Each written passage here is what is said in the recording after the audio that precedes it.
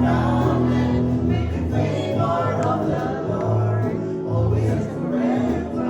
Remember your mercy and all your faithfulness. Lord, your goodness, Lord, your goodness, and your love will follow me all the days of my life. I'm surrounded with the favor of the Lord, always and forever. Lord, your goodness and your love will follow me all the days of my life. I'm surrounded with the favor of the Lord, always and forever. Hallelujah. Praise the Lord. Hallelujah.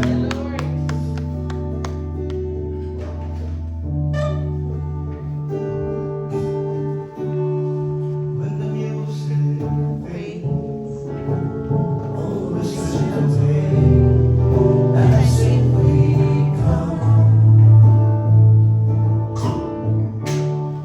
Lord, just to bring something else to word that will bless your heart.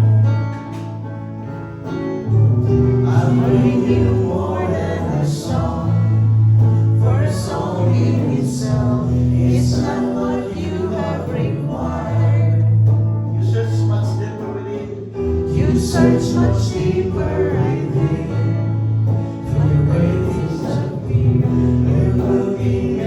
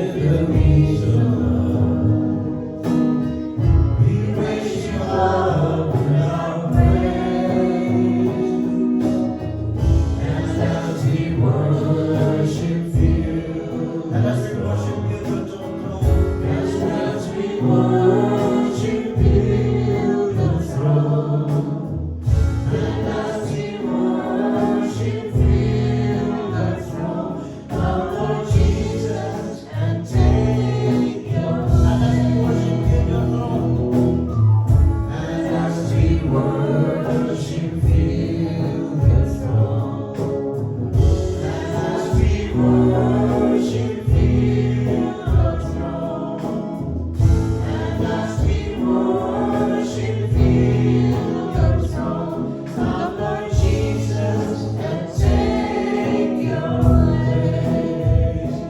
Come Lord Jesus and take your place. Hallelujah. Yes, we praise your name, Lord God. Hallelujah. We lift up your name on high. Hallelujah. Give your highest praise and adoration this morning, oh God. Thank you, Lord. Thank you, Lord, for giving us this wonderful day. Hallelujah. And we thank you, again, Father, for your goodness, for your mercy that endures forever. Your forgiveness, Father God, and your love, which is not limited, Father God, this morning. Thank you so much for the presence of all my brothers and sisters who are here today. Hallelujah. Make this gathering a blessing to us, Father God. Yes, Lord.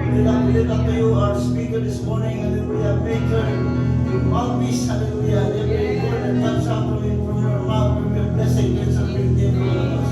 Thank you so much for your presence this morning, oh God. Give on our hearts, fill on our hearts, Father God. As you open our mind, open our hearts, that so that enable us to understand and comprehend your word this morning. Thank you so much for your presence. In Jesus' name.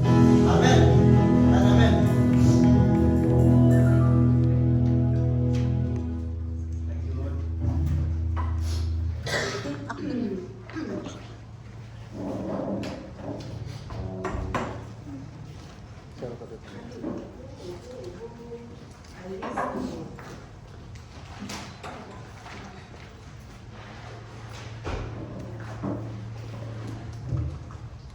A reading from the books of Proverbs chapter 19, verse 21, and James chapter 4, verse 7.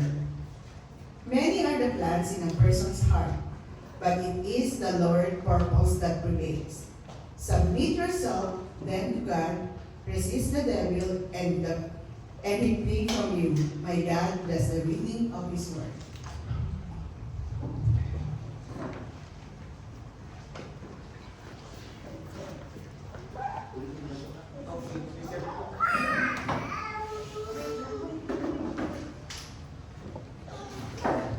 Praise the Lord. Akala ko pa propeta rin. Hello everyone, magandang night. Praise the Lord. Good morning po sa ating lahat. Alam niyo po, this week has been very critical to me. Probably some of you dahil nga doon sa ating nangyari kay Kuya Arman, na bigla-bigla na lang. So, alam niyo po, pag may isa talagang, kapag may isa kasing sitwasyon na dumarating sa ating church, magdayayanig tayo, di ba? And then, alam naman po natin yan, sabi nga po, when your brethren is mourning, you mourn. When someone is happy, you have to rejoice. Kasi we are family, di ba? We are family of God. So, ngayon pong umaga, kukunti lang ang ating ang exhortation ko, magpo-focus po tayo sa testimony. Kasi when we testify before the Lord, isa din po yan talaga sa encouragement sa lahat sa atin. You know, when we testify things, good or bad, anything that the Lord have done in our lives, it uplifts our spirit. Diba? Iba-ibang kwento, iba-ibang sitwasyon, mababaw, malalim, masaya, malungkot, it uplifts us to the Lord. So, ang title po ng ating encouragement today is surrender. Every time we hear the word surrender, what comes out in our mind? Di po ba? Some may say, I am a failure. I did not make it. I got to stop. Nothing gonna happen. Maring ang take natin sa surrender kasi parang napaka-negative minsan. Pero malalaman natin ngayon that surrender, the word surrender will never be negative for us bilang mananampalataya. Amen? Some may say, I need to reroute my plans. Some may say, whatever will be, will be. Maring ganun. But surrender is such a wonderful word. Surrender has never been negative, it is of God. Yung word na surrender is not for us, but it is of the Lord. Because the word surrender, kailanman ay hindi magiging buhay sa ating mga mananampalataya kung ito ay hindi ilalagay sa puso natin ng Lord. Amen? It is just a word. But when the Spirit of the Lord put that in our heart, para siyang buhay. Para siyang buhay na lumalakad sa buhay natin. Surrender. Amen? Ito po ang nanamnamin natin ngayong araw. At may the Lord be blessed of every testimony that we will be giving unto Him. Amen? Sabi po sa Proverbs 3:5-6, trust in the Lord with all your heart and lean not on your own understanding. In all your ways submit to Him and He will make your path straight. We always hear this verse. Our own will is always opposite. Di ba? We always hear that. Yung will natin, opposite talaga kung anong kagustuhan ng Lord. Kasi nga, this carnal mind that we have. Ang carnal mind natin, ang nagsasatisfy talaga that it is only the five senses that we feel. Yun ang nagsasatisfy sa atin bilang mga carnal na tao. Yun kung ano yung masarap, kung ano yung maganda, kung ano yung nakakasatisfy sa atin. That is the one that we acknowledge. Di ba?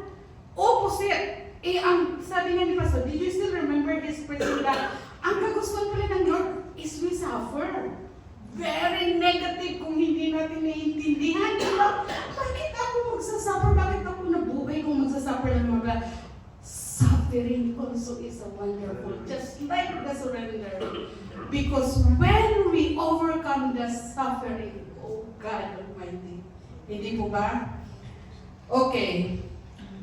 But the hope that we are capable of trusting the Lord is because we have that portion of God. Diba? Naraman natin yan. Dati hindi natin alam that we have God's portion. Amen?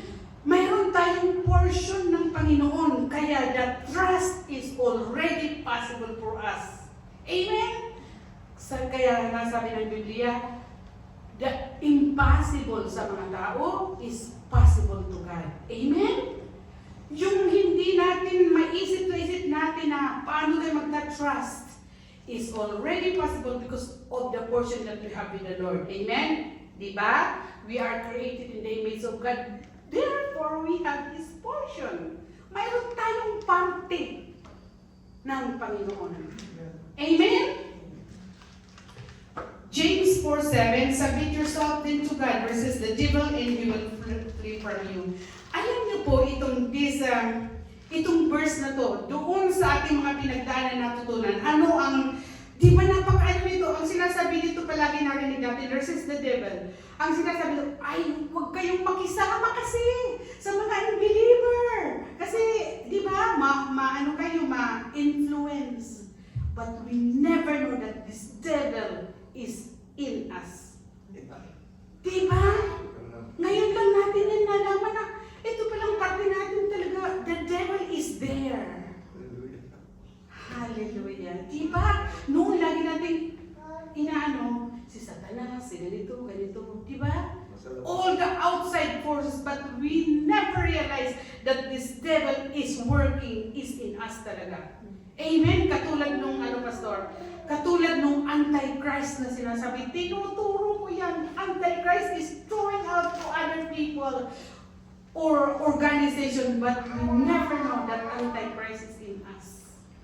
Anything that is opposite with the Lord is Antichrist. Amen. Amen? Oh Lord. Wrong learning. Remember that many teaching that convince us that devil always refer to those outsider, wala kasing Panginoon yan, hindi kasi nagsisimba, unbeliever. That is why resist those people, do not mingle with these people, because ang dala lang yan sa iyo ay bad influence. We never know that tayo rin ay mayroong ganong espiritu. Amen? Praise the Lord. Romans 12:2. Do not conform to the pattern of this world, but be transformed by the renewing of your mind. Then you will be able to test and approve what God's will is. His good, pleasing, and perfect will. Paano ito pinapaliwanag sa atin dati? kung ibabalik lang natin yung mga nadidinig natin. Naalala ko, sabi ng anak ko, ayoko na mami mag-attend sa Bible study kasi sabi ng teacher, huwag kayong manunod ng sine dahil sa sinehan madilim. Kapag madilim, lahat yan bad spirit. Imagine that teaching. Napakababaw na teaching. Huwag daw manunod ng sine. Amen? Dapat di kayo sasama sa mga tao na may mga bisyo. Ganito. It is very shallow explanation. Amen? Pero po yung sinasabi dito na do not conform to the pattern of this world, which is yung sinasabi nga sa natutunan natin na this carnal mind that is only operating in the five senses, ito yung conform. That this is the conform of this world, di ba? But another one is the right one, the portion of the Lord which is in us, that is always conformed with the Lord. Amen? Kaya nga palaging may battle. Amen? There is always a battle in us, in our mind especially. Ang isip natin ngayon, mabait ka, pero mamaya-maya na naman, iba na naman yung iniisip mo. Diba? There is no right person. There is no righteous. Amen? Yung naalala ko to yung sinabi tinanong ni Sister Donna, na Kristiyano, born again Christian, pero grabe hinahamak ang mga LGBT. Who are you to judge someone? No one.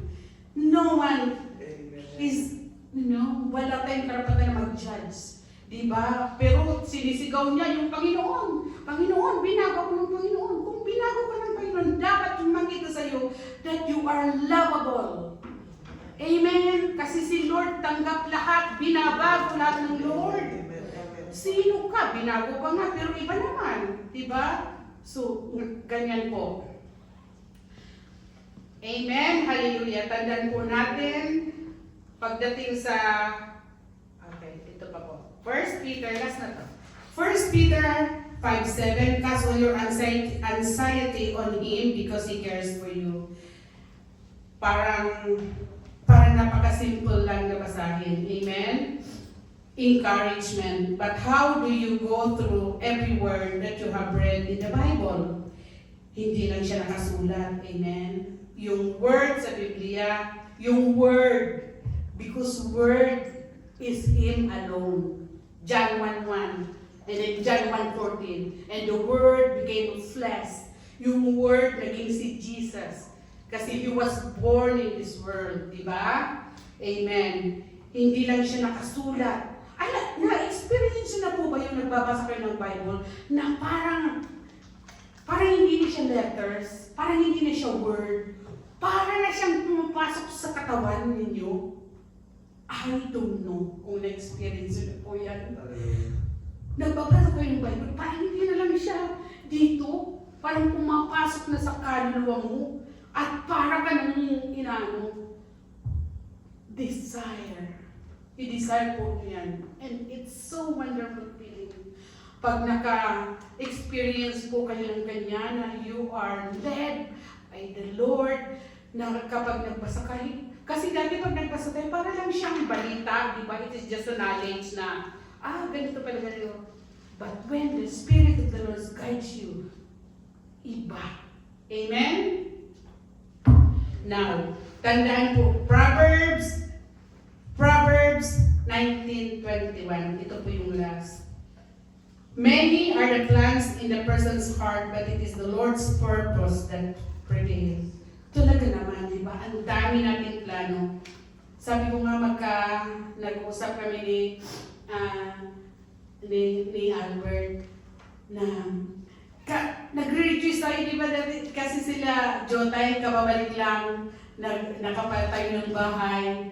But then now they are in trials. Yung nangyayari kay Kuya Arman ngayon, they are on trials. And how we are going to face this? Isulat po ninyo itong mga ibibigay kong verse at pag-uwi nyo kasi napakahaba. Basahin nyo. And this is about all healings. Amen? Sa Mark 5:25-34, mababasa nyo po dyan paano pinagaling ng Panginoon yung woman that is bleeding for 12 years. And then Mark 2, 1 to 12, the healing of the paralyzed man. John 9, 1 to 38, the healing of the blind. And then sa Luke 17, 11 to 19, the healing of lepers, yung may leprosy. And then doon po sa 2 Kings 21 to 6, mababasa niyo po dyan, noong nagkasakit si Hezekiah and he prayed, and the Lord answered his prayer at dinagdagan pa ng 15 years ang kanyang buhay. Pero sinabi ni Isaiah, magbilin ka na dahil mamamatay ka na. Pero nag-pray, hindi ba? Dahil sa panalangin, bumalik ka, Isaiah, kay Hezekiah, sabihin mo na dadagdagan ko ang buhay niya ng 15 years. That is how prayer works. 2 Kings po. 2 Kings chapter 20. Chapter 21 to 6. Okay. So, it is a vivid proof that God heals. Amen? Ito pong Proverbs 19:21 na many are the plans in a person's heart, but it is the Lord's purpose that prevails. Marami talaga tayong plano because binigyan tayo ng kakayahan ng Panginoon na magplano because we have our own mind. We have our own goals and plans. Gumagawa tayo ng plans and goals. Kasi alam nga naman bumaba si Jesus at dinita niya, oh, ito ang sayo. We have our plans and goals. But the thing there is, we ask the Lord to guide us in pursuing the plans and goals. Amen? Marami tayong plano, but the Lord's, nasa Panginoon pa rin ang katagumpayan natin lahat. It is certain we have many plans. We also do many things. It happens sometimes not. At the end of every walk, it is the will of God that prevails. So what now? We just have to trust and surrender again. Okay, last po na sasabihin ko dito. Tandaan po natin, never natin iisipin at itanggi. Ano yung itanggi sa English? Itanggi. I-waksi. I-deny talaga natin sa ating mga sarili na, sa ating kaisipan, sa ating mga natutunan na mali po ang naririnig natin na ay pinaparusahan ng Panginoon kaya may sakit. Never. Hindi po yan totoo dahil ang Panginoon hindi nagpaparusa. Amen? He is God of hope. He is love. He is gentle. Lahat ng magaganda nasa Panginoon na hindi nagpaparusa ang Panginoon. At hindi po dahil sa, anong tawag dito, mali sabihin na, ay kaya iyan nagkasakit dahil sa mga kasalanan niya. Mali po yun. Amen? Tandaan po natin, ang kakayahan natin ay napakakonti. But His ways is higher than our ways, and His thoughts is higher than our thoughts. We don't know anything what lies ahead of the sickness and diseases. We never know. Amen? Pero ang tandaan lang po natin, the word surrender and trust goes together. Amen? We just have to surrender our lives to God. Ngayon po, para naman pasalamatan natin ang Panginoon sa ating buhay. Ako, 50 years old na ako. Ano ba ang masasabi ko na talagang mula nang ako ay na-born again at nakilala ko ang Panginoon ay, okay, testimony. Ako po ay talagang healing. Ako ay magpatotoo about sa healing. Nung ako po ay buntis ako kay Ali. There was two situations that happened when I was pregnant. Nung po ako ay 7 months pregnant, nurse na ako, nagtatrabaho sa Saudi, meron kaming pasyente na pag-discharge na. Mag-discharge na, meron ng discharge note. Nag-aantay na lang ng sundo ng family. But then meron pa siya isang kaya hindi siya makauwi dahil mayroon pa siyang isang isang gamot na dapat ibigay. Alam niyo po, kasi alam niyo to, yung gamot na yon, ini-incorporate IV fluid, ilalagay sa maliit na IV fluid, ilalagay doon ng gamot. At yun ay magra-run for at least 4 hours. Unti-unti. Yun yung last medication niya. Alam niyo po, hindi ko alam. Yung gamot na yun, mali yung binigay ko. Potassium chloride ang binigay ko. Instead ng antibiotic. At ang nilagay ko pa, kasi may ibig sa, itinurok ko na parang IV diretso. Alam niyo po, yung residente biglang bumulagta. Kasi yung potassium chloride, hindi yun pwede na ibigay sa IV na diretso. Yun ay in-incorporate yun kasi kung mababa ang potassium mo, in-incorporate yun. At ang tulo noon ay yung sinasabing KBO, Keep Vein Open. At iyon ay dapat ibibigay at least 12 hours. Biglang bumulag tayong residente. Biglang nangitim. Oh my God! 7 months pregnant ako. Hindi ang mag-godflow ako. Mamaya wala pang 1 minuto nandiyan yung mga doktor, palibot ng doktor. Buntis na buntis po ako na. Sa Saudi kapag nakapatay ka, papatayin ka rin. Yan ang parusa sa Saudi. Na-paralyze ang bukong katawan. Oh my God, ano yung nagawa ko? Ganun. Tapos yung doktor, yung specialist, what happened, Maribig? Hindi ako makapagsalita. Siguro naawa sila sa akin dahil buntis ako. Okay, sit down there, sit down.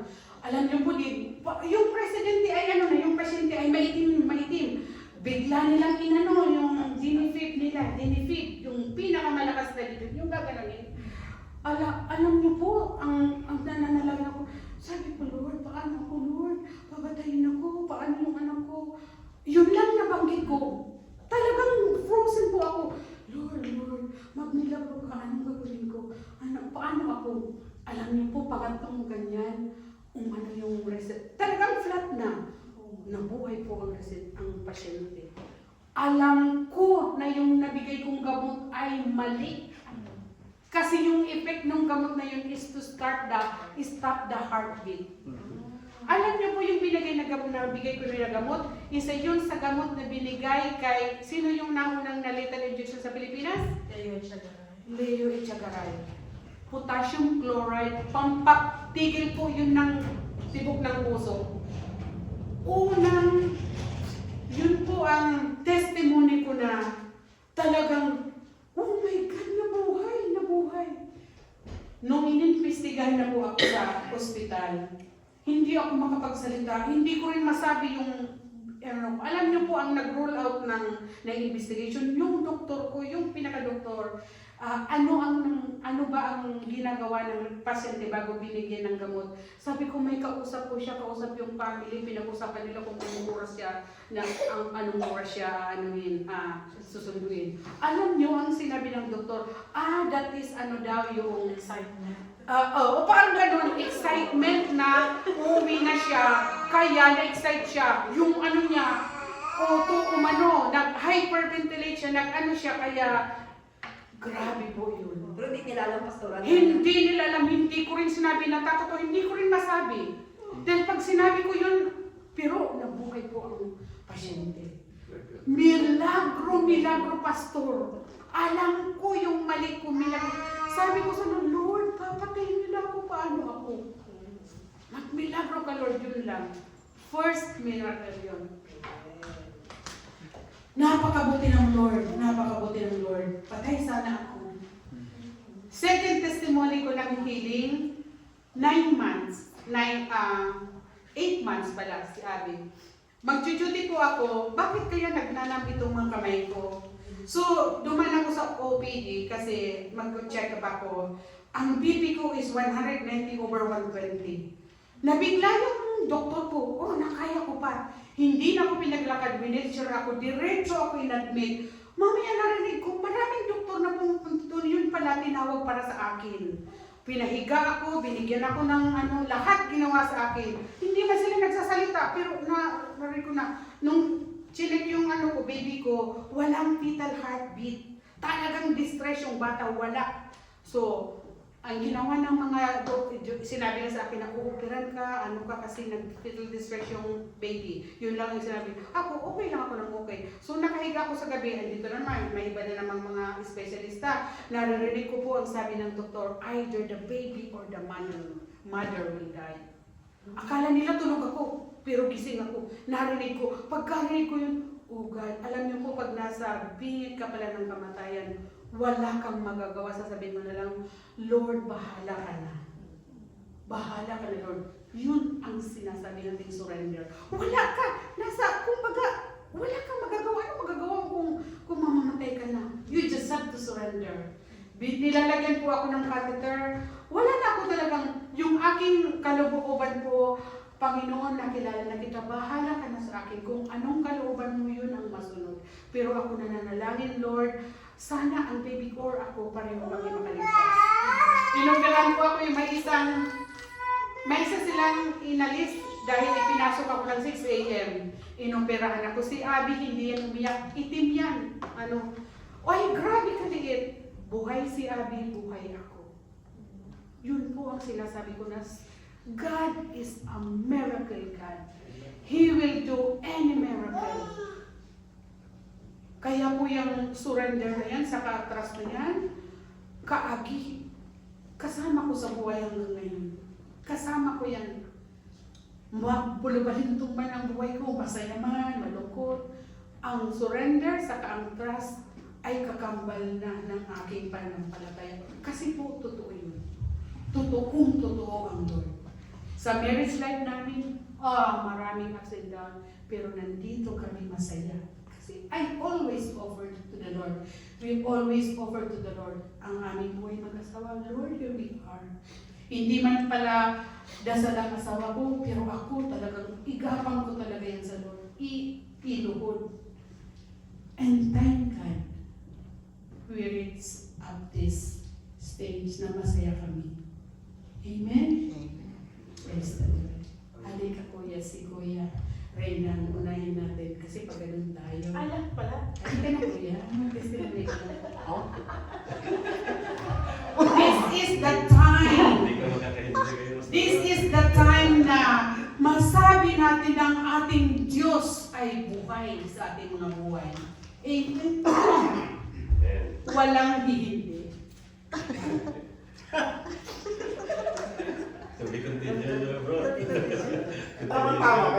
Tama-tama naman na meron pa akong isang bagay na ginawa. Trabaho. Balik tayo sa dagat. Una trabaho ko sa dagat ay dynamite fishing. Umuupo Dahil ako mas sa fishing. kaya din mo sa likod. So, Praise the Lord, hallelujah. isang bagay na pinakadelikado na trabaho. Kasi yung aking piloto, wala na isang kamay. Pero hindi ako nagdalawang isip na sumama dahil ang sabi, malaki daw ang bigayan. So, lahat naman, sinangkuli ko muna kay Lord kung dapat ba ako pumasok dito sa trabaho na ito. Ngayon, nung nagkita kami ng piloto, ready ka pa? Nakahanda ka pa? Bakit? Ano ba ang trabaho na gagawin ko? Nakita ko yung mga improvised dynamite, alam mo yung mga long neck na bote, pinupuno din ng mura yung mga fertilizer at saka powder. Ngayon, binubusap pa sa gasolina. And then, pagka nagtuyo na, ilalagay na sa long neck. Ilang long neck yung nakahilera na yun, dadalhin namin yan sa lako. Yung isang kamay niya, putol, yung kanan, Dahil sa tinway taron. dahil sa pinamita. So, nakaipit dito yung timon. Yung timon yung ng bangka, yung pinaka-guide niya. Nakaipit dito, yung timon, tapos nandiyan yung posto. Hawak mo yung dinamita, yung kiskis na ganun. Sana, pag kiskis, ihagis na agad, hindi ba? Kailangan parang, yung luces, ay yung quitis. Kailangan mag-ano muna yung, restart muna. Kasi pagka hindi nag-spark, hindi niya pwedeng ihagis dahil masasayang yung... So, ang ginagawa ko, pag kiskis ka na gano'n, dumadapa na ako sa ilalim sa likod ng makina ng bangka. Kung sumabog man sa kamay niya, likod din ka sa akin, likod lang. So,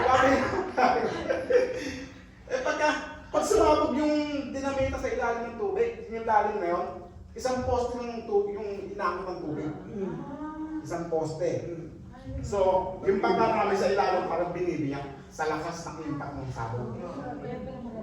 And then, iikutan namin yun kasi nakita na namin yung kawan ng isda. Iikutan namin yun, siguro magkakabis na mga 4 na dinamita. Pagkatapos nun, lulutang na yung mga isda. Patay na po yung isda. Patay na sila. Kasi yung mga huli sa putok, sa dinamita, lumulutang lahat. Oo. Tsaka ngayon yung pang suture namin na lambat. Oo. Habang maandar yung bangka, nandun yung lambat sa una. Kinukuha na. Hindi ko na natin alam yung nasa palengke, pinutukan mo na yun. Yun daw kasi, mga sumasabog yung akdo. Kaya nga po pinakabuhian. Yung mga wasak. Gusto mo na yung galaw-galaw pa. Diba? Ay, siguro yung... Yun. Isa pang pinagpapasalamat ko sa Lord at nakatapos kami sa sama matapos ako pagtrabaho na nabuhay. Amen. Yun. Hindi na putulan. Buong-buo. Bumbo. Grabe, ano po pinagdaan niya. Amen. Praise the Lord. Palakpakan natin ni Lord.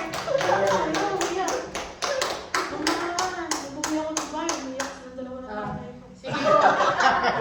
Parang hindi ko alam kung anong sasabihin ko ah.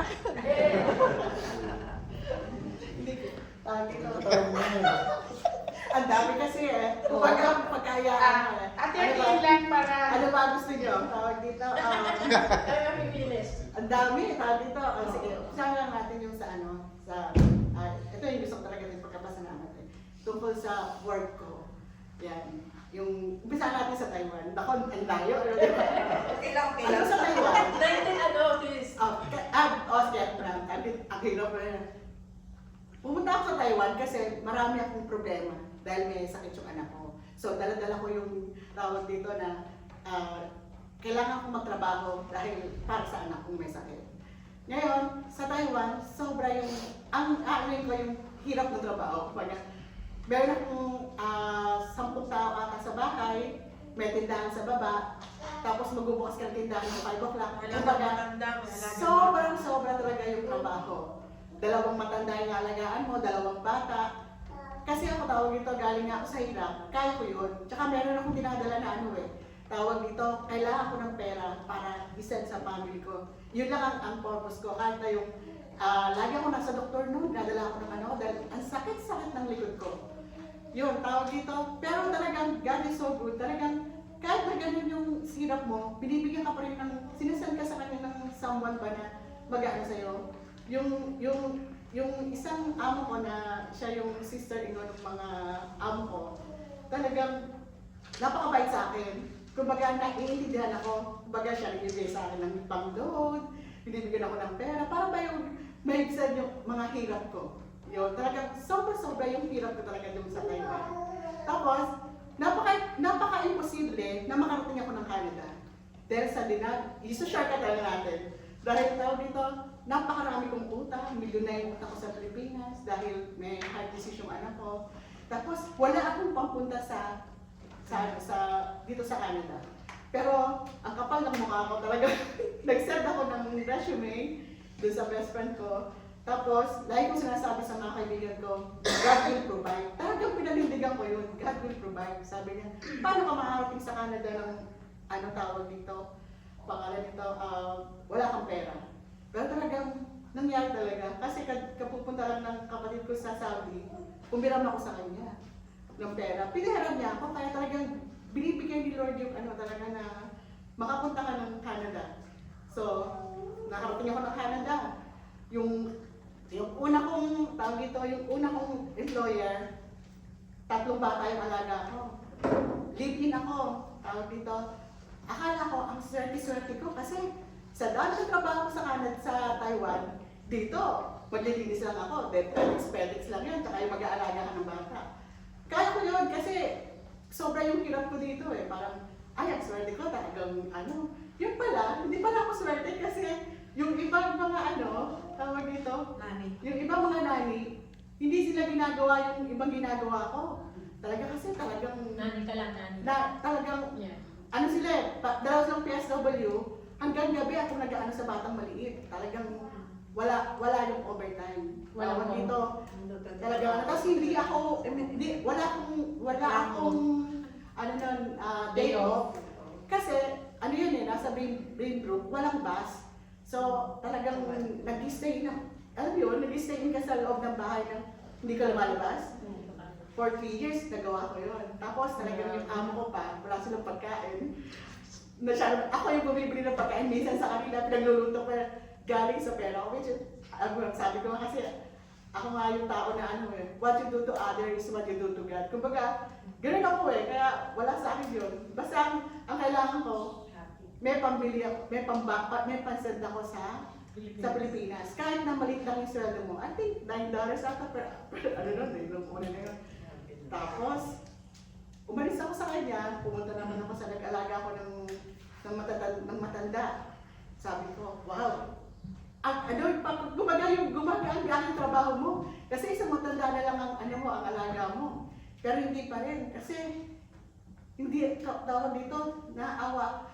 Tawag dito, hindi sila nagbibigay ng overtime. Basta, pero ako, okay lang sa akin yun. Kasi tawag dito, kahit na mag-alaga ko ng magdamag, okay lang yun, basta nandun ako. Kasi ako yung tao na inaano ko yung, tawag dito, yung matanda, para ko siyang lola, kung gano'n. Parang iniisip ko, kamag-anak ko siya na mamahalin ko. Ganun ako magtrabaho, lagi kong inaano. Hindi ako umaano, kahit na PR na ako nung hindi ako maalis, sabi sa akin, ba't ka nagtsatsaga dyan? Alit-lit mo. Sabi ko, okay lang yun. Para kumbaga, what you do to others is what you do to God. Lagi, yan ang sinasabi ko. Kahit na tawag dito, mga holidays, yung mga pamilya nila, hindi nila, wala sila doon. Ako yung nandun para sa kanya. Walang bayad. Ganun ako talaga. Tawag dito, kumbaga, sabi nga nila na-take advantage ako, okay lang yun. As long na meron kang pinapadlong pera sa pamilya mo, ano ka pa din. Tawag dito, yung okay pa rin. Tapos napunta ako dito sa isang, natira ako sa nursing home kasi doon natira yung aking yung isang alaga ko. Hindi ako lumalabas wala. Sanay ako kasi nung nasa loob lang ng bahay. Kasi nga, yun yung siguro yung personality ko, takot ako, tawag dito, hindi ako yun. Pero dito sa huli na to, sa isa na yun, maganda na kasi, ganda na ng bigayan. Kumbaga, meron na akong off ng 4 hours. Saka ang stay in, maraming pera yan. Ay, hindi naman. Kasi pero wala sa Yun, ibig sabihin, maraming tao na siguro sa na hindi ka nagko-complain, I never complain. Kasi ang mahalaga sa akin, meron akong pinadalang pera sa pamilya ko. Yun lang, kasi agad tawag dito, kasi ang dami kong anak, lahat ng credit card ko, full. Tawag dito, ano na yan, tawag dito. Which is okay, as long na meron akong trabaho, okay pa din yun. No complaint, tawag dito. Ngayon, ang pinagpapasalamat ko kay Lord, kumbaga, sa lahat-lahat ng hirap, kasi hindi ko na i-elaborate yung hirap kasi talagang mahirap. Pero itong aking bagong employer, dito ko naranasan na, wow, nagbabayad ng overtime. Sabi ko, which is, tawag dito, hindi ko akalain na magkaroon ako ng ganitong amo na pinagpapasalamat ko. Ito talaga yung pinagpapasalamat ko kay Lord. Which is, hindi naman siya perfect, pero kasi, sasabihin ko yung bakit hindi perfect. Kasi minsan, nag-ausap kami mag-asawa, sabi ko, nalulungkot ako. Which is talagang nakakalungkot dahil isang linggo ang nandoon na wala akong kasama. Sabi ni Ray, siya daw na nadidepress kasi hanggang kailan kami magiging halipinas sa laping. So, lukahan ba yung, Hindi kayo magsama doon, sister. Hindi pwede, syempre, no? Kumbaga, ang hirap, di ba? Kasi pinag-usapan talaga namin yun, talaga na dapat ba na 12 years na kaming magkahiwalay. Nandito magkahiwalay parang kami. Pero, talaga kumbaga, pinag-iisipan talaga na mabuti. Pero, yung pinagpapasalamat ko, yun nga, napakabait ng amo ko. Talagang kumbaga yung lahat ng hirap ko dati, mahirap din naman yung trabaho ngayon, pero manageable at kumbaga maganda yung niya, talagang nagbabayad ng overtime at mabait yung amo ko talaga na Ninirespeto ka kasi naranasan ko talagang mabuli din ng mga amo, ng mga kasi hindi ako sumasagot. Lalo na meron akong isang amo na hindi ako magaling mag-English pero talagang parang aanay ka talaga na yung English mo, kailangan parang, alam yun, pero ito talaga sila yung, itong amo ko na parang binigay sa'yo ni Lord na parang yung masaya-masaya ka talaga na Amen. siya na talaga na no, lahat ng hirap mo parang ito na yung ano na. Amen. Yun. Praise the Lord.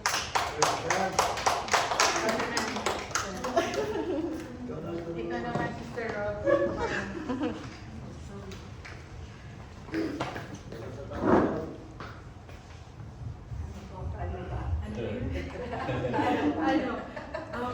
So kami po ni JC, pang 13 years wala na kami mag-boyfriend-girlfriend bago kami ikasal. Mag-boyfriend-girlfriend pa lang po kami, sinasabi ko na po sa kanya, ayoko po magkaanak. Kaya po naalala ko si Tito Robin, parang nag-testimony siya. Nung nalaman na buntis si Jules, sabi niya, siguro kayo, Sister Morosio, saya-saya niyo din. Nagkatinginan kami ng kapatid ko, nagkatingin kasi lahat po sila sa bayan namin na ayaw ko magkaanak. Si JC po, gusto niya, pero kung ano yung gusto ko, payag po siya. Tapos, nung nalaman ko po buntis ako, umiyak po ako, hindi po tears of joy. Takot po ako kasi, kaya po ako takot ng anak. Una po, takot po. Sabi nila masakit, takot ako, ay baka di ko kayanin yung sakit. Sumunod, parang takot na ako sa responsibility. Takot ako sa responsibility, sabi ko, parang hirap naman magpalaki ng anak ngayon. Ang dami po kinatakutan. Pero yung, iyak ko na po na yun na takot. Tawa nga po ako namiyak ko sa asawa. Buntis ako, sabi ko, anong gagawin ko? Sabi niya, bakit ba umiyak? Kasal naman tayo. Sabi ko, oo nga. Tapos, sinabi ko sa mga magulang ko, pinakita ko yung sabi nila, may COVID ka. May COVID ako. Parang wala pang isang oras yung nasipot ko. Parang tinulungan ako ni Lord na sabi ko kasi ano kung gagawin ko talaga nasa share ko ano kung gagawin ko, natatakot talaga ako. Pero wala pang isang oras. Kasi sinabi ko sa nanay ko, sinabi ko sa kay Kathleen, sinabi ko sa asawa ko. Yung nanay ko kasi magkurimot ko ako yung ko, PT ko, pinili ko lang sa dollar store, 125. Nilabas nila ako kotse, bilhin tayo sa shoppers ng mamahalin ng PT, try mo subukan. Tapos doon na, sabi ko, grabe kung ganito pala yung suporta na mararamdaman ko. Amen. Nawala talaga yung takot ko. Tapos, ayan. Ayan na siya. Tingnan mo naman.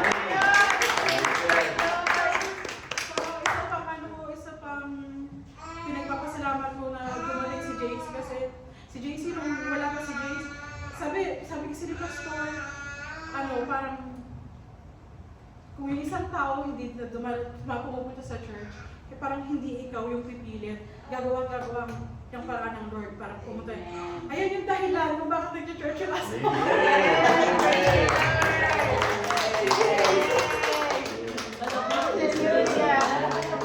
Sige po, si ano naman, si Mahiya, huwag natin pilitin si Jess, mahiya siya. Bakit ito ba? Naman, si mag-asawang Jude, saka si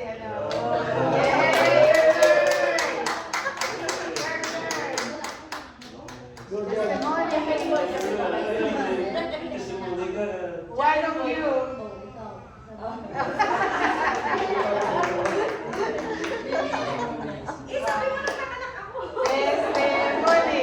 Testimony. Dali na. Konti lang bro, konti.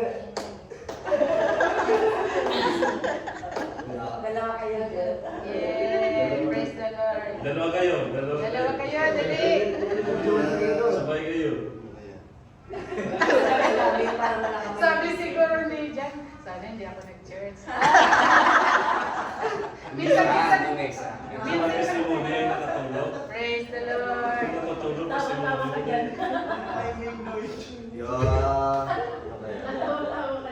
Siguro yung sa yung before akong kumuha ng electrical exam. Kasi sa sinasabi ni Pastora, yung surrender. Ako yung tipong tao na mahilig magsabi na it is what it is. Mangyari, hindi mangyari. So, nung 4 years ko as apprenticeship, talaga doon ako nagtrabaho sa same place ni Papa. Yung position ko multi-back system na sa tingin ko hindi naman siya relevant sa sa makukuha kong test. Pero nung natapos na yung hours kasi ng na apprenticeship, sinabihan ako ni Papa na pumunta ng review test. So na yung review test is doon sa Toronto sa may Scarborough Pampanga. Mga siguro ilang months ngayon pa, 1 month na araw-araw papunta pabalik. Tapos gigising ako ng umaga, alas 8 ng umaga, pupunta doon, mag-review ng 4 hours, tapos babalik sa Maple Lake, ang magtrabaho, matatapos ng 1:00 ng umaga or alas 12. So, noong na yun mahirap na Then dumating yung araw na kumuha ko ng test, feeling ko na ready naman na ako. Pero at the same time, sabi ko, it is what it is. Kung anong mangyari, magkasama pa sa hindi. Unang test, kumuha ko. Then, nabagsak ko.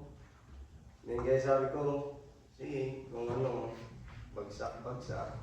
Tapos hanggat sa pangalawa, bumagsak ulit. Yung before akong kumuha ng pangatlo, sabi ko, kako, ayaw ko na. Parang magpahinga muna ako sa test kasi dumating na sa punto na parang na-depress na rin ako na baka hindi ko naman mapapasa ulit. Sayang yung pera. Pero sabi ni Papa sa akin nung, sige, kunin mo lang ulit. Tapos nung kinuha ko na, ganun pa rin yung feeling ko na hindi ako pasa. Kasi pangatlong beses na Pero sa awa ng Diyos naman na napasa ko rin yung exam. And ganun na guess. Palalo. Sinunod po siguro yung advice ko na magsuot ng pulang brief.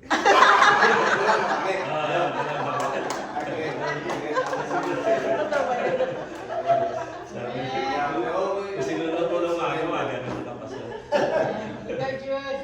Ikaw, Jude. Go.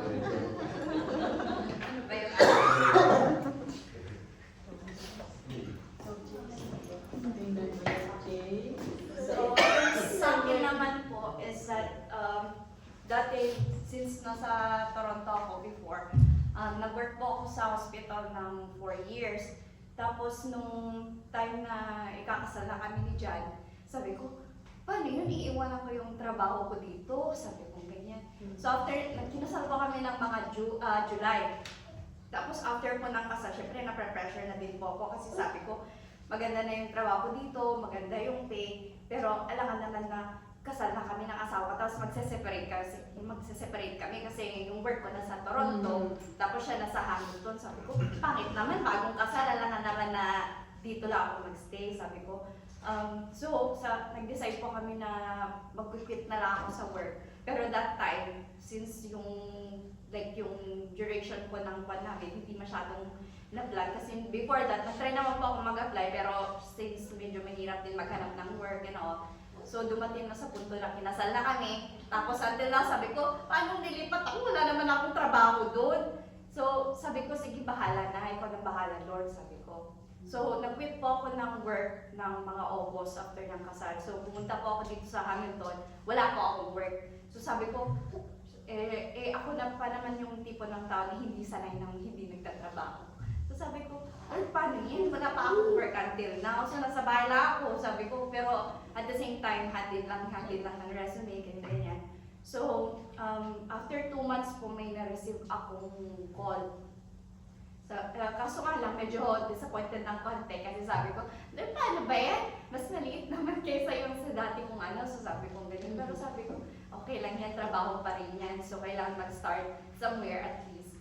So, nung time na yun po, tinanggap ko yung offer, pero temporary lang siya, full-time sa LTC. So, sabi ko, sige, okay na yan. Mas okay na kaysa wala naman akong ginagawa. And then, after few days po, after ng interview na na-hired ako, tinawagan ako ulit, sabi, may full-time kami, baka gusto mo. Sabi ko, sige, full-time na lang kasi at least may full-time job ako, hindi lang part-time, sabi ko. So, kinuha ko po yung, nag-sign ako ng contract and all. So, nag-start na din po ako sa work. And then, right now po, habang nagtatrabaho po ako, mas na-appreciate ko kasi kinalaunan, nabuntis po ako. Amen. So, sabi ko, okay na din pala na ganito yung work ko kasi hindi siya ganun ka-heavy. So, buntis po ako nung time na yon, hindi ako nagli-lift. So, okay po ako sa trabaho. So, sabi ko, lahat ng bagay ay nasa plano ni God. So, right now, grateful po ako sa kung anong meron kami. And like I said po, na lahat ng binigay ay may purpose. So, yun po.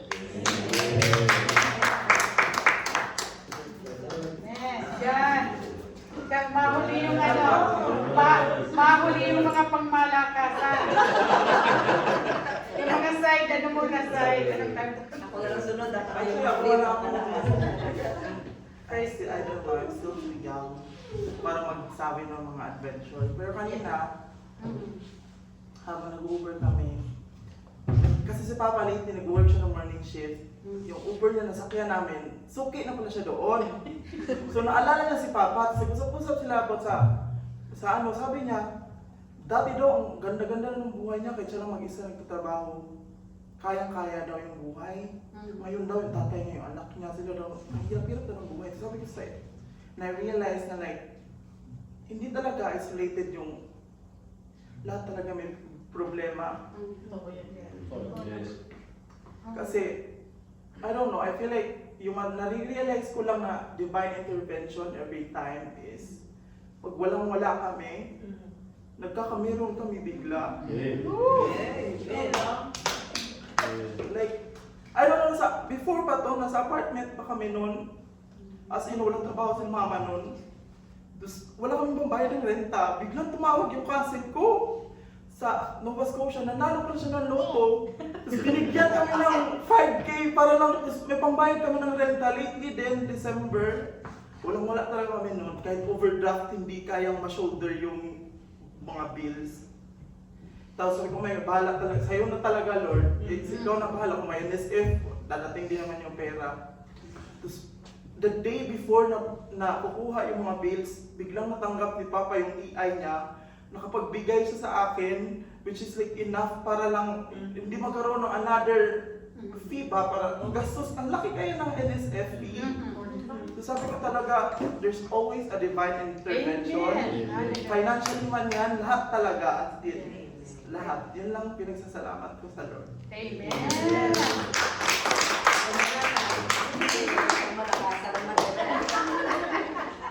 Actually, nabasa ko lang. Actually, nag-up ito sa Bible verse every day na sa Acts 20:24. However, I consider my life worth nothing to me. My only aim is to finish the race and complete the task the Lord Jesus has given me. The task of testifying the good news of God's grace. Amen. Actually, meron talaga akong way back pa nasa Pinas pa kami. Hindi pa kami nag-apply pa Canada. So one day, nang umaga yun, hindi ko lang alam kung panaginip ba. May verse na binigay. Sabi niya, "For I know the plans I have for you, declares the Lord, plans to prosper you and not to harm you. Plans to give you hope in the future." Sabi ko, ano yung ibig sabihin nun? Tapos imagine, hindi ko talaga ma-imagine na nandito kami sa Canada. Kasi kung doon sa Pinas, grabe ang buhay namin. Although nagkikwento ni Rodwin na naging yung business namin. Pero that time, parang binawi talaga yung blessing. Kasi hindi maganda na ganung pamaagi yung business eh. From illegal ba.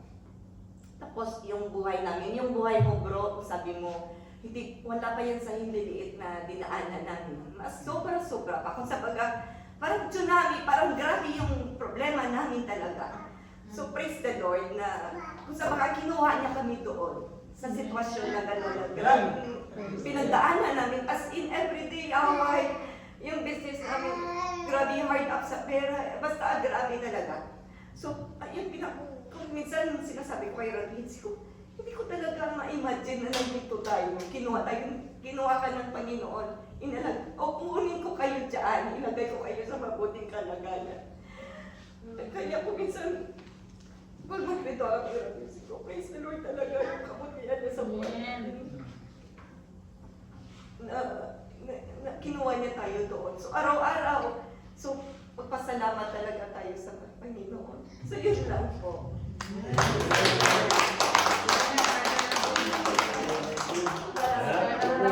Kala ko yun ang final. Sister Bell. Alam ko na yun na alam ka biya. Ako ayaw mo salita sa mga kasi pagkakaroon mo mula lang yung pustiso ko. Praise the Lord. Ang aking testimony ay 2008. Umpisa tayo sa 2008. Grabe. No, nag-apply po ako papunta Canada na nung una, yung kapatid ko ang sponsor ko. May anak siyang kambal. Pero, nung una, wala po siyang plano i-sponsor ako. Kaya ako nag-a-apply talaga ako. Papuntang Saudi, papunta ko saan-saan. So, pero sige, kami ni Gilbert noon, meron na kami sponsor. Monthly na dumadating sa aming allowance na panggastos namin. Pero iniisip ko pa, paano pag nawala itong perang to? Paano kung hindi na nila kami kayang suportahan? Kasi ang sumusuporta sa amin from US missionary, yung pera yung kinukuha din nila sa mga offering nila. Tapos ano ba tawag doon pag bumababa ang inflation. Nagkaroon ng inflation. So, binawasan na nga yung aming natatanggap. So, sabi ko, Lord, paano na kami pag hindi naman ito tumatanggap ng pera sa simbahan. Wala din naman pera yung simbahan. So, hindi kami mabubuhay. Kumbaga, bagamat ako ay nakapagturo ako dati, pero paano hindi, undergraduate po ako, pero nakapagturo ako dati sa kindergarten, pero hindi ko naman yung pwedeng gawin dahil hindi naman ako graduate. Kumbaga, si Gilbert, nag-aaral din siya, pero hindi naman niya tinuloy dahil nag-gold siya. So wala kaming papukunan kung hindi yung allowance na dumadating sa amin. So talagang ako, ang takbo ng isip ko, sabi ko, Lord, we have to do something kahit alam kong binibigyan mo kami. Kumbaga, nasa Diyos ang pagpapala, tayo dahil kailangan natin gumawa. So ako, nag-apply talaga ako noon. Pero, yung kapatid ko na planong i-sponsor ng kapatid ko na nandito, na nakabuntis siya ng girlfriend niya. So ayaw na niyang umalis. So sabi ko doon sa kapatid ko, ako na lang ang tulungan mo. Sabi ko, pero wala siyang plano talagang tulungan ako. So dahil ayaw na ng bunso kong kapatid, parang kumbaga napilitan na lang siya na sponsoran ako. So nung pinag-process na yung papel ko, paluwas-luwas ako ng Maynila kasi nasa kabundukan kami, sa Biliran Island. So, paluwas-luwas ako ng Maynila dahil sa application ko, ang mga ginagastos doon ko, utang, mga utang. Tapos, basta lahat na, nabayaran ko na, lahat na, nagastusan ko na. Tapos, yung medical ko, nagawa ko ng lahat. Tapos, nung hinihintay ko na lang ay visa ko, biglang sumulat ang immigration, biglang dumating biglang yung lahat ng papel ko, lahat, pati passport ko, binalik na sa akin. Sabi ng immigration na hindi daw ako nag-comply sa aking requirement at kahit daw anong gawin ko, hindi na nila ako entertain. Yun ang sabi sa email. Sabi ko, parang biglang bumuo yung langit lupa sa akin. Sabi ko, Lord, paano ba to? Nagastusan ko na yun eh. Dami ko nang nagawa, visa na lang ang hinihintay ko. Tapos, nahihimik muna ako talagang, siyempre, ano yung nararamdaman natin, di ba? So, pinag-pray ng buong congregation, bakit ganun ang nangyari? Nag-comply naman ako. So, yun pala, yung aking medical na sa aking baga, ay meron daw akong pilat dati, na kailangan, ang ginawa, in-extend ang aking, nagpa-sputum pa ako, in-extend ang aking medical, na hindi pala, hindi pala na-submit agad ng aking clinic na authorized na clinic sa immigration or sa embassy. So hindi niya kaagad yun na i-submit. Pero kompleto ako, nag-comply talaga ako. Tapos nung nag-email, tumahimik muna ako siguro mga ilang 2 linggo, gano'n. So nag-pray kami sa congregation. Tapos in-email ko ang embassy, ang immigration, sabi ko, nag-comply ako na hindi lang, kasi ang sabi niya, hindi na daw ako i-entertain eh. Pero nag-email pa rin ako, sabi ko, Lord, sabi ko gano'n, bahala ka na. Kung ako mapagbibigyan mo sa aking prayer na ito, iti-testimony ko talaga ito sa kahit saan ako makarating.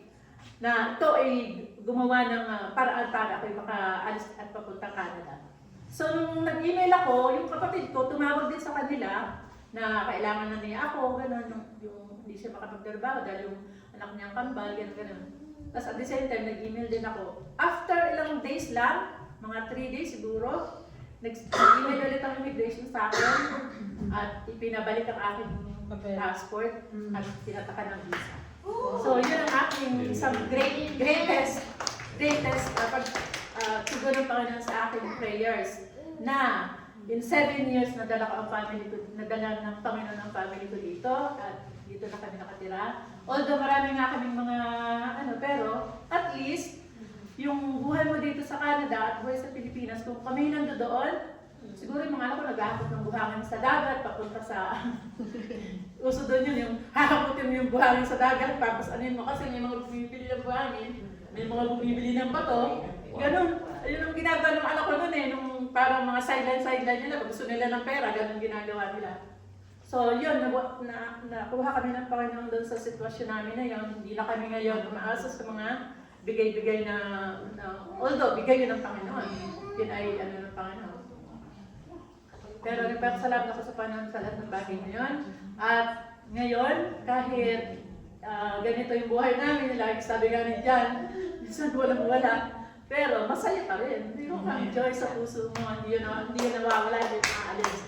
Kahit lahat ng pinagdaanan ko dito sa Canada, sa totoo lang, ako lang ang nagtatrabaho, yung lahat ng pera ko pinapadala ko sa kanila, sabi ng kapatid ko, pwede magtira ka nga para sa sarili mo. Pero ang nasa isip ko, di ba rin, pupunta naman sila dito. Yung nag-apply sila papunta dito, ilan sila? 6. 6 kayo, no? Ako lahat yun. Kumbaga, pupunta sila kasi nasa Biliran Island sila eh. Sa medical nila, kailangan nilang pumunta ng Cebu. Yung pamasahe pa lang nila, tumira sila sa isang, hindi ko alam anong tinirhan nila doon, nagbayad sila. Kumbaga, ang nagastos ko doon sa kanila, kumbaga, hindi ko, saan kaya yung nakuha? Sabi ko gano'n, naisip ko, kaya yung nakuha, pinagkukuha yung mga pera niya. Pero, nakaraos kami, di ba? So, yun ang mga blessings na, kumbaga, parang minsan na natin, pero yun ay galing sa Panginoon. Alam ko yun ay binigay ng Panginoon at ibinigay niya sa amin siguro dahil si Gilbert ay pastor, ginagamit niya. Pero pagdating dito ni Gilbert, siyempre, hindi siya sanay sa ganung buhay. Priest lang siya ng priest doon. Alam mo yun, iba ang buhay niya doon. Pagdating niya dito, nagtrabaho siya sa under the table. Kasi mahirap pa kaming makahanap ng trabaho pag bago ka, di ba? So nag-under the table siya, bubuhat siya ng mga malalaking masitera. Ano nga yung pangalan yung pinagtrabahoan ng mga tanim? Ulira. Nagbubuhat siya ng malalaking masitera ng halaman. Basta, yun ang trabaho niya. Lagi din kami nag-aaway nun. Bakit ako dinala dito? Ganito pag ba nila? So yun din, struggle ko rin yun na parang, bakit? So maraming kaming pinagdaanan gano'n. Marami din kaming gano'n pinagdaanan. Bago kami ngayon, like, alam mo yung, itong mga anak ko, medyo may mga trabaho na sila. Alam mo yung, ang buhay ko ay parang, kahit mahirap yung trabaho ko, no? Trabaho ng lalaki eh. Dahil ako is dicer operator, parang, ganito, parang kakatulak ng karami. Pero Lord, thank you pa rin dahil, alam mo yung joy? Alam mo yung joy kahit gano'n, kahit wala kang pera. Wala akong pera, anak, talagang zero balance. Pero masaya ka pa rin. Anong care sa mga gano'n? Basta, ang pinagpapasalamat ko sa Panginoon, hindi nawawala yung joy sa puso mo. Kahit gano'ng sitwasyon yung buhay mo. Kahit may pinagdadaanan mo. Kasi ako po, lumaki ako sa simbahan. Kaya, kumbaga sabi ko nga, noon, lahat ng pinagdaanan ko, lahat na yan, ang Bible parang sa ulo ko na yata, pero ngayon, na tumanda na ako, sabi ko, alam ko na mangyayari, alam ko na nangyayari. Ganun ba ang mindset ko? So, kumbaga, pero hindi ako, kay Lord, hindi ako, kumbaga, hindi naman ako nawawala ng, hindi katulad noon, kumbaga, hindi kasi init noon ang aking, sa Panginoon. Pero, ang pasalamat ko sa Panginoon, matanda na ako, kumbaga, isang iglap lang baka hindi na ako ni Lord, kumbaga, hindi natin alam. Nangyari kay Brother Arman, lagi ko iniisip yun, sabi ko, Lord. Kailangan ako sa sinabi mo kanina sa 2 Kings, na dadagdagan mo ng 15 years yung buhay mo. Alam mo yun, yung kayang gawin ni Lord yun. Kayang i-divert ni Lord yun. Kumbaga. So, kaya nagpapasalamat ako sa Panginoon dahil yung mata ko luhanan ba. Papasalamat ako sa Panginoon sa lahat po ng bagay na ginawa niya sa akin. Amen. Thank you, Lord. Hindi na lang Diyan daw ulit. Naalala ko na pala yun. Ito may bar sa bar mo. Meron ba tayo? Tungkol pala to sa... Timing to go. Kasi nung after namin nakasal, nagplano kami kagad na bumuo ng pamilya. Kasi siyempre yung edad ko, tapos paano natin si Joe.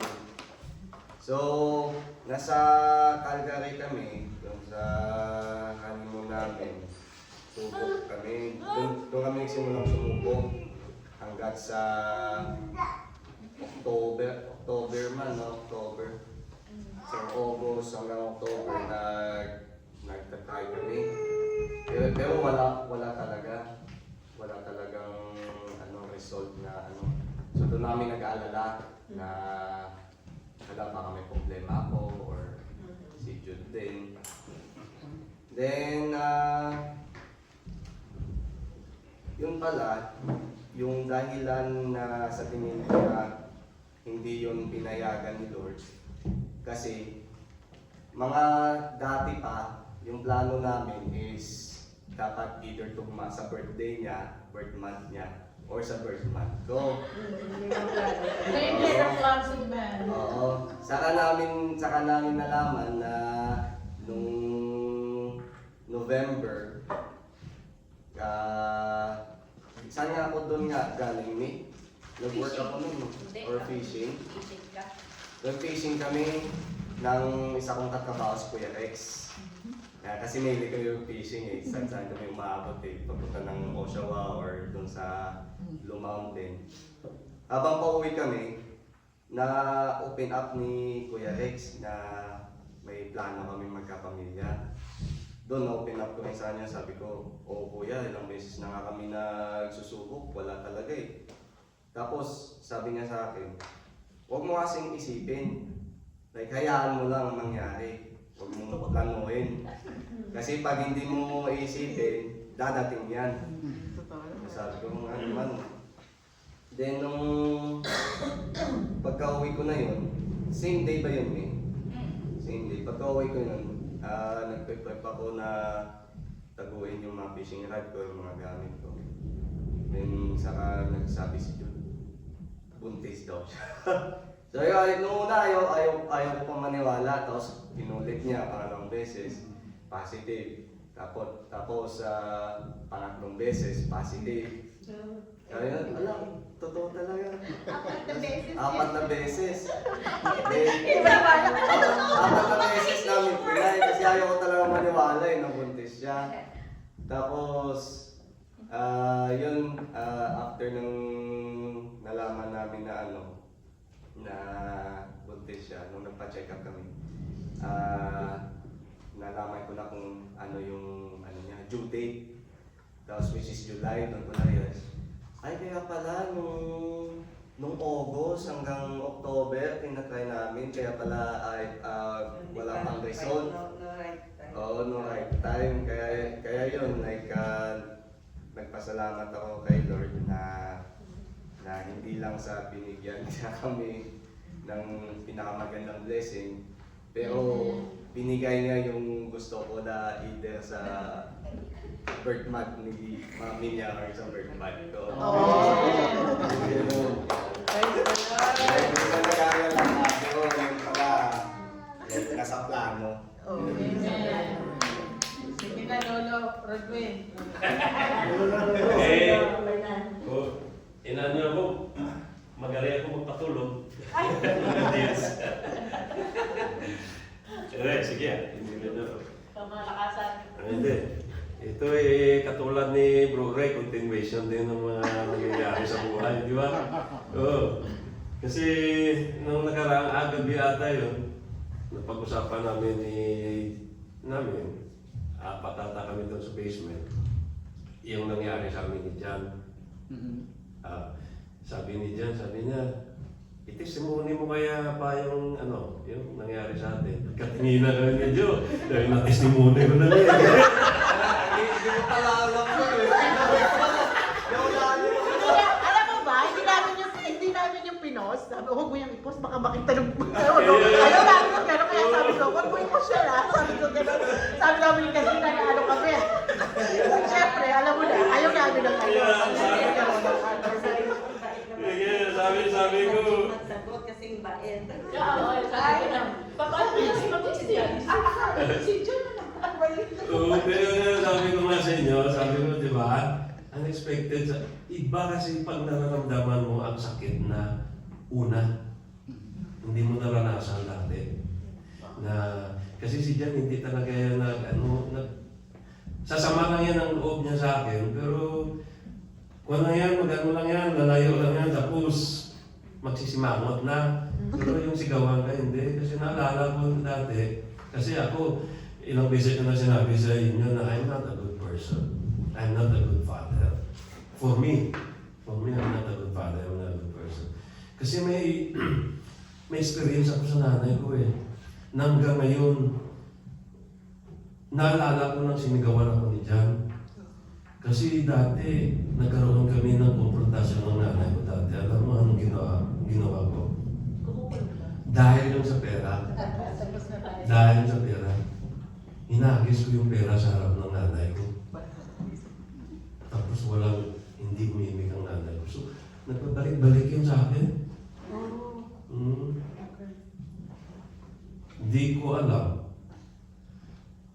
na yung nararamdaman ng nanay ko, yung naramdaman ko, sigawan ako dyan. Yun. So, kasi, lahat tayo, ayon sa sermon ni Pastora, di ba, word surrender. Yung word na surrender, kasi hindi nyo ba alam, every time na mag-pray ako sa food, o pinaanin ako dito mag-pray, ang word na surrender, hindi yan ang mawala sa akin. Sa prayer ko. First thing in the morning, pag nagising ako, bago ako mag-open ng mga iba't ibang app sa cellphone ko, nagpipray muna ako with surrender word. Saka ako nag-open ng Bible app. Yun ang panimula ko. Imbes, yung iba kasi, yung iba din, hindi ba iba meron yung ginagawa na bago sila bumangon, lumuluhod sila sa tabi ng kama at nagpipray bago simula ng araw. So sinisimulan ko ang araw ko with my heart, inside my heart, the word surrender to God. Surrender talaga yan lahat. So yung nangyari sa amin ni Jan, actually hindi lang yun yung last na pinitong sa inyo, hindi lang yun, huli na yun. Ang una namin tungkol doon sa pagsimba nila. Dahil nararamdaman ko na mostly, sa totoo lang na, mostly pinapriority nila is event every weekend. Bisita dito, bisita dyan, which is, hindi ako tutol. Pero, na-alarm ako just in case, parang nalilimutan na nila dahil sa mga blessings. Baka malimutan nila to give importance, to give thanks sa blessor.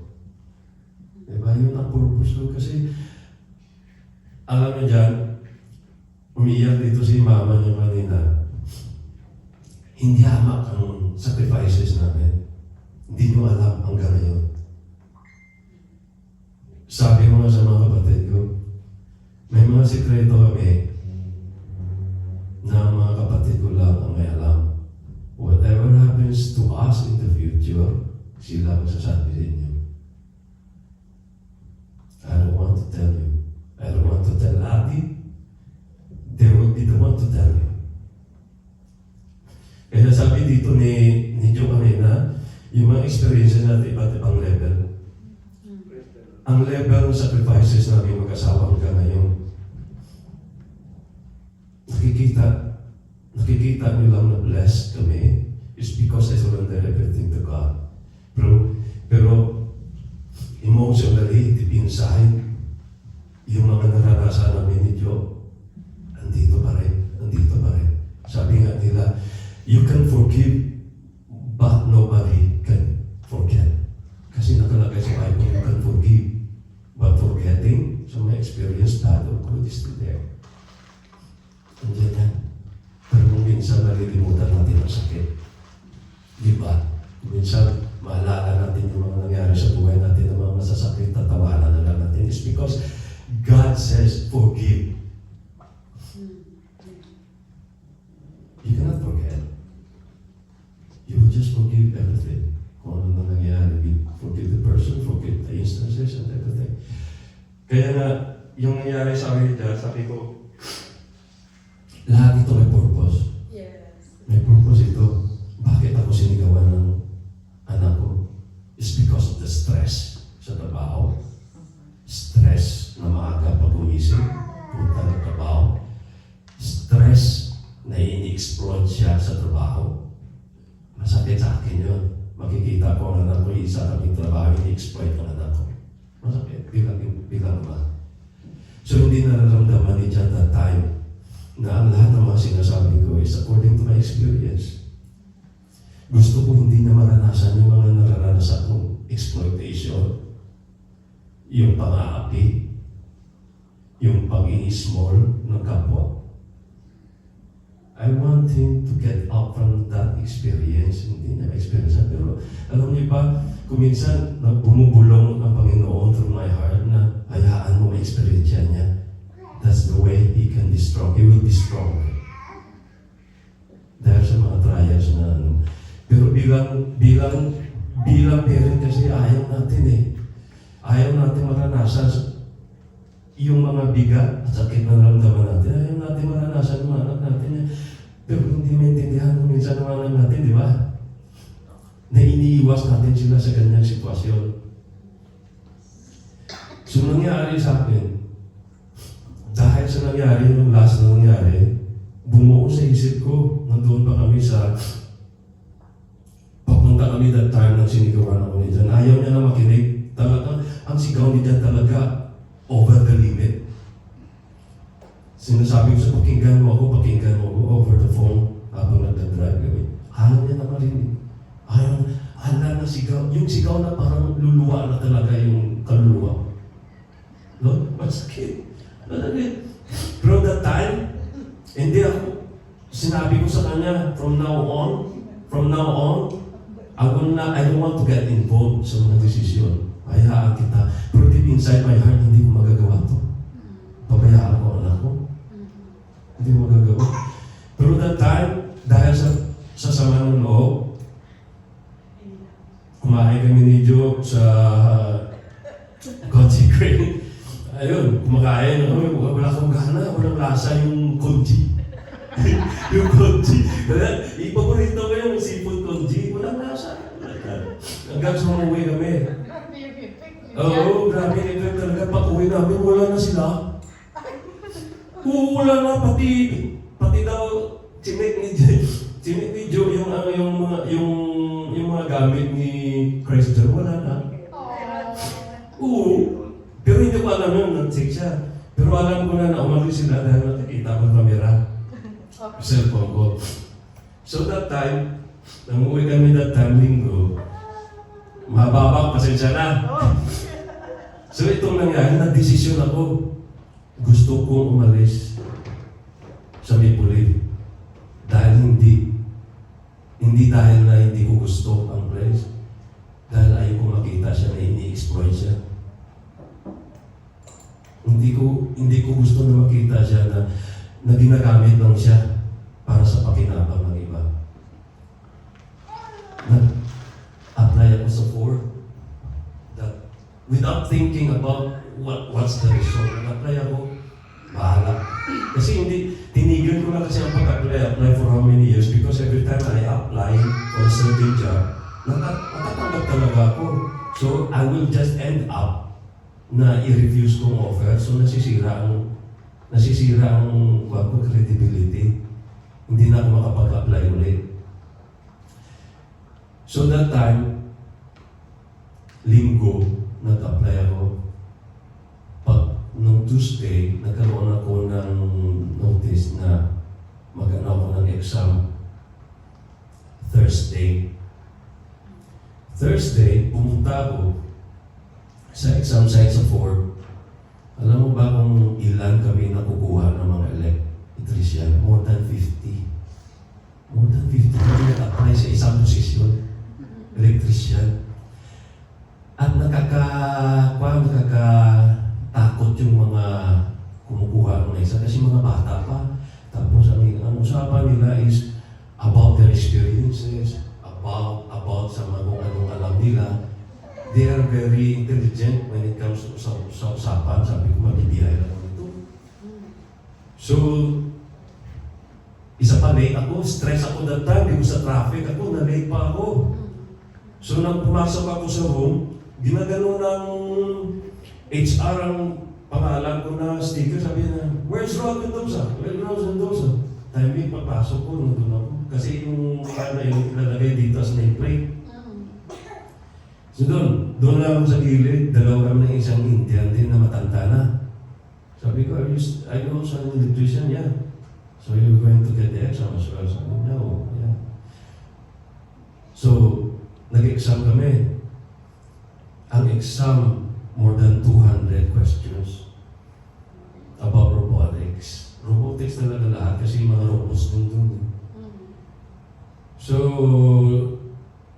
exam mo, mga 2 hours bago matapos. Exhausted na ako kasi simula pa lang ng exam, exhausted na ako. So, ang mga cook namin nasa isang banda. Habang nag-i-exam, nalimutan kong patayin cellphone ko. Nagre-ring. So, disturbed talaga ako. Wala akong ano. So, hindi na ako umaasa. Hindi na ako talaga umaasa. Pero nang dumating yung Friday, tinawagan ako. Lord Mendoza, are you available to come over on Wednesday next week? Sabi, bakit? Sabi niya, you're doing well. You did well, sabi niya. Kapasa ko. Kapasa ko, which is, hindi ko talaga alam. Pero alam niya ba, after the exam, nag-drive ako, pauwi, sabi ko, Lord, I will surrender everything to you. Sabi ko, you know already that when I apply to this job, it's not serious. Hindi serious dahil lang sa tampo ko sa anak ko. Pero sabi ko ako, ikaw na bahala.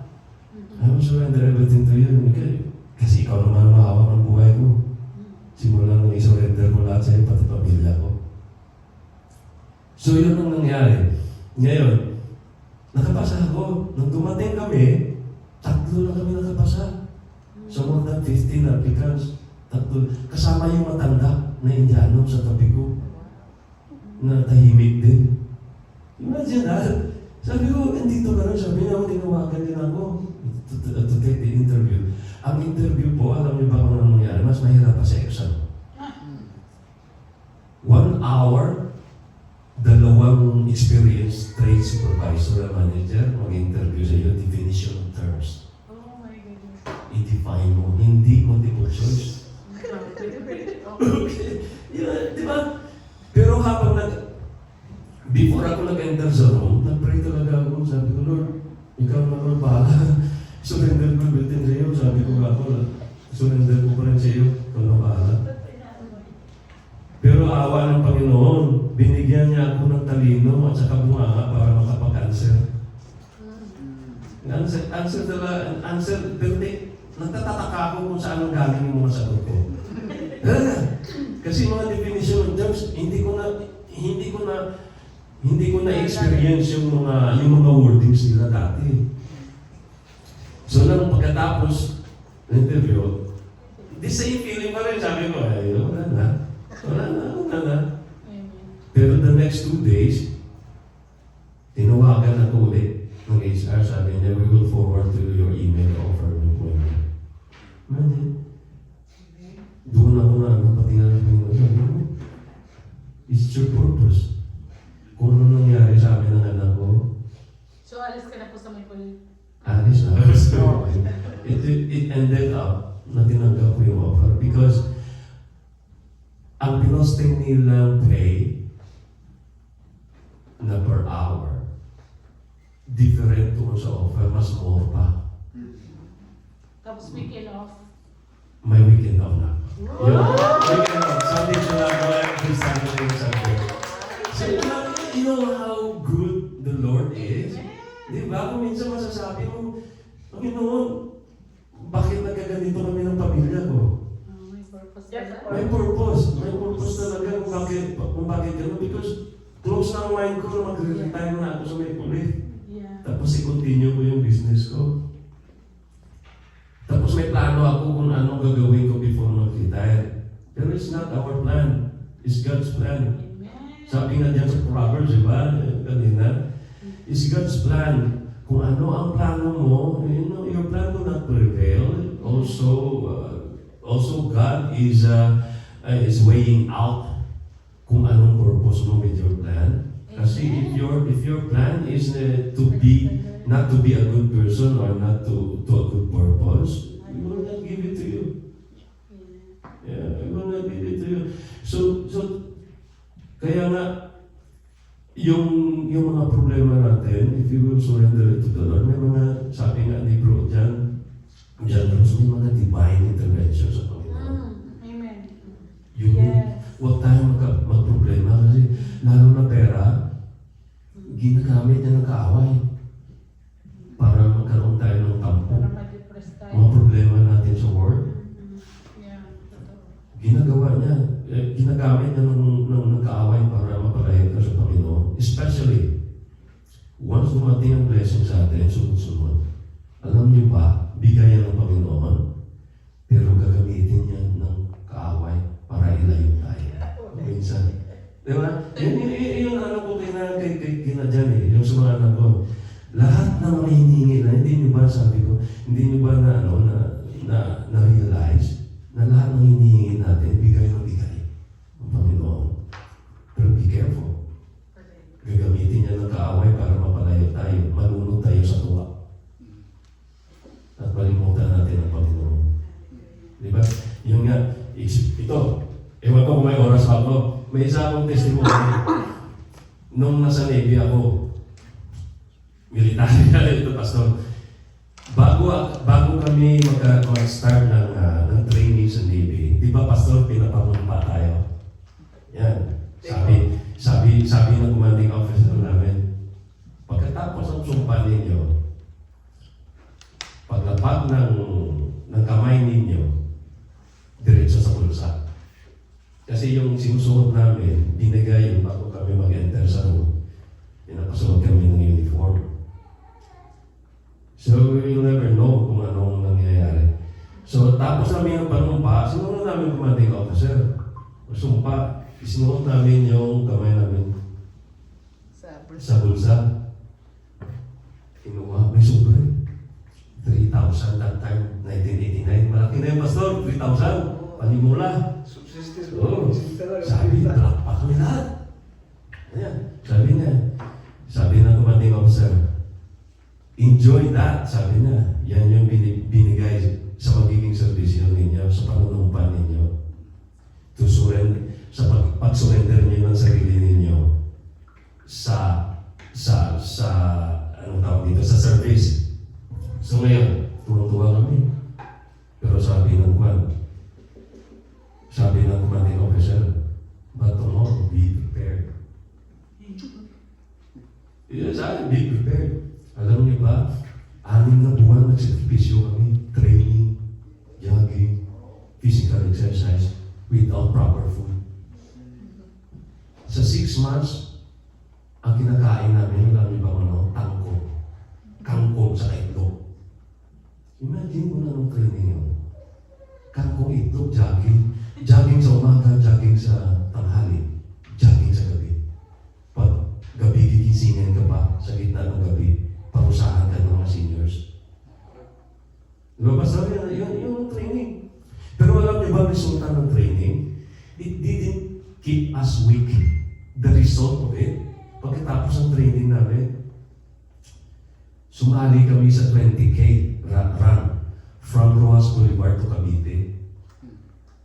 Di niyo alam, natapos namin.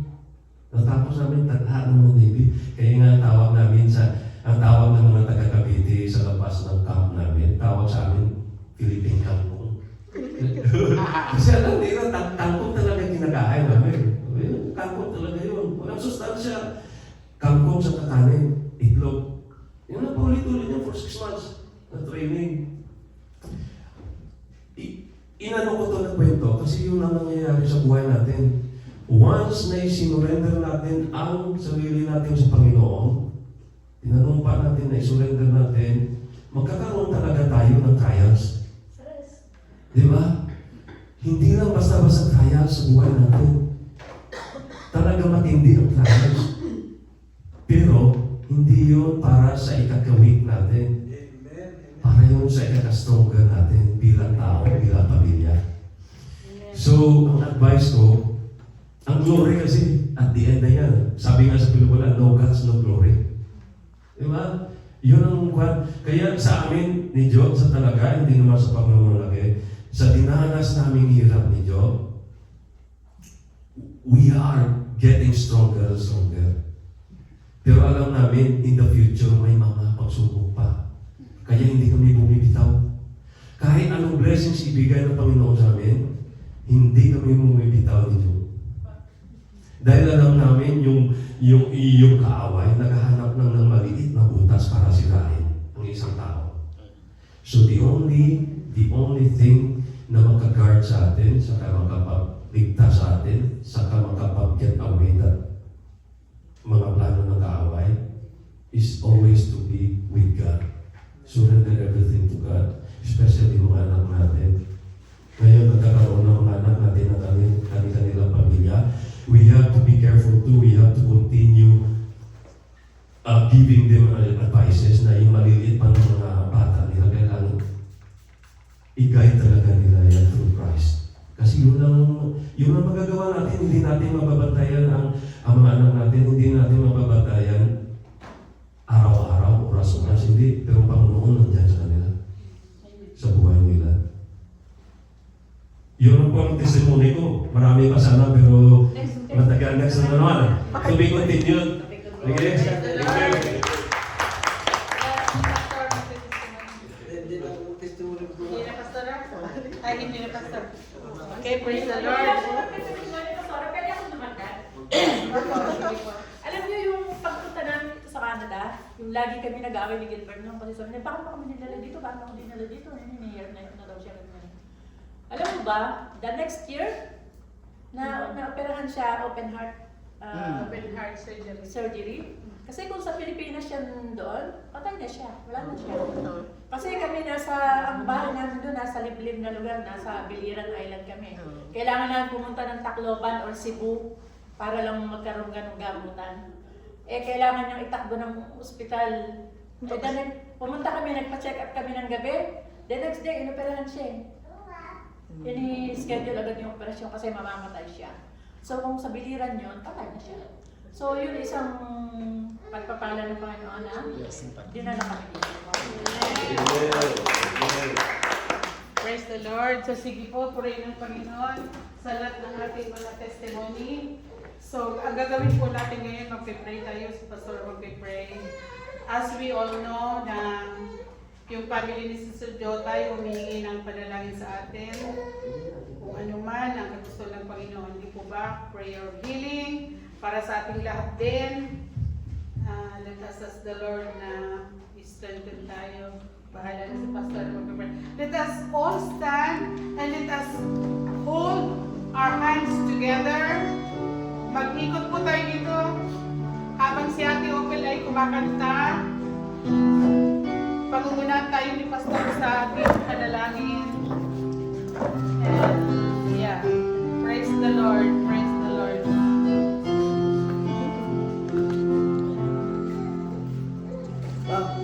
Bang, sandali mo na ako. Mag-ano mo. Yung verse na binigay ni Pastora mga kapatid doon sa ating group chat sa 2 Kings, 2 Kings chapter 20 verse 1 to 6 ni Hezekiah. regarding kay Hezekiah. Kung basahin niyo yun, makita niyo doon na ang Diyos ay may kakayahan talagang i-reverse sa mga pangyayari. Amen. Pero mo, pinapaatras niya yung takbo ng araw. Yeah, oo. Tingnan niyo yun doon, pinaatras niya ng 10 degrees mga kapatid yung araw. Kasi sabi ni Hezekiah, kung totoo ang sinabi ng Panginoon na pagalingin niya ako, kailangan may proof. Sabi ni Isaiah sa kanya, anong gusto mong proof? Ang anino ng araw, yung shadow ng araw, Yes, yes. move forward. Mm. Sabi hindi, backward. Imposible na yung anino ng araw mga kapatid na babalik. Yeah.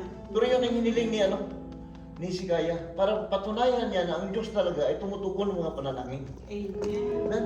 Alam niyo, ang sinabi ni Hezekiah doon, nung malaman niya mamatay na siya, sabi niya, Panginoon, alalahanin